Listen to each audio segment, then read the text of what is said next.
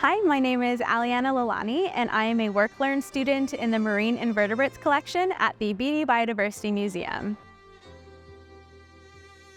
I mainly worked in the collections with two specific collections, the fossilized marine invertebrates that are less than 10,000 years old, and a new collection that we recently received called the Henson Collection with specimens from Haida Gwaii. So with the fossil collection, I was basically picking through the fossils and choosing the best preserved ones, and the rest of them went into boxes. We didn't record any of the data because most of the specimens didn't have any data with them.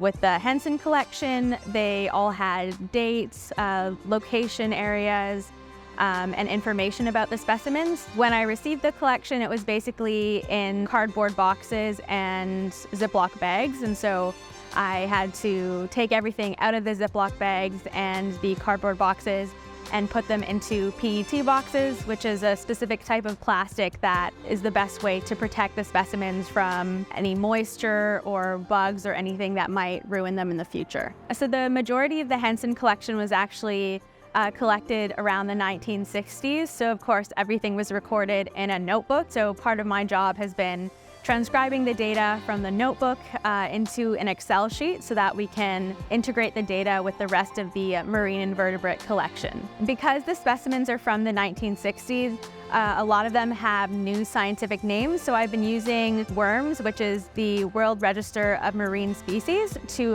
update the scientific names for the specimens. So the Marine Invertebrates Collection encompasses a wide variety of specimens, from gastropods to bivalves to echinoderms, like this fossilized sand dollar seen here.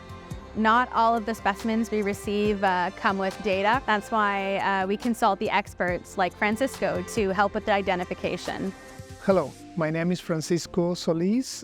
I'm a taxonomist of echinoderms. I work in Mexico City in the Autonomous University of Mexico. I've been working for almost 1 year now, probably almost a year, looking at the taxonomy of the echinoderms here at the Beaty Biodiversity Museum.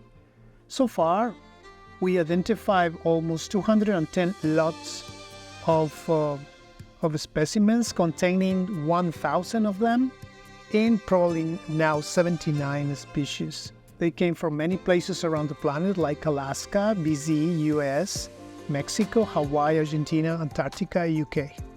And actually, when we were working with specimens from Hawaii, it was a surprise that we found a new species here in the collection, and we named it after the mythology of the Hawaiian people. So on the other hand, there are some specimens that are really well labeled and have a lot of data with them. For example, there is a jar of nematodes or parasitic worms from 1964.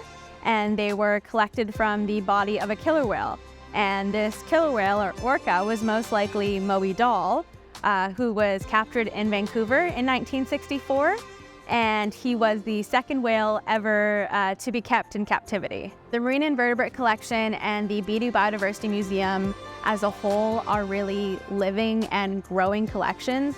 And that's why it's so important that we preserve these specimens and we preserve the data, so that we can maintain a record of the specimen's evolutionary history, their relationship to other organisms, and in general, just a link to the past.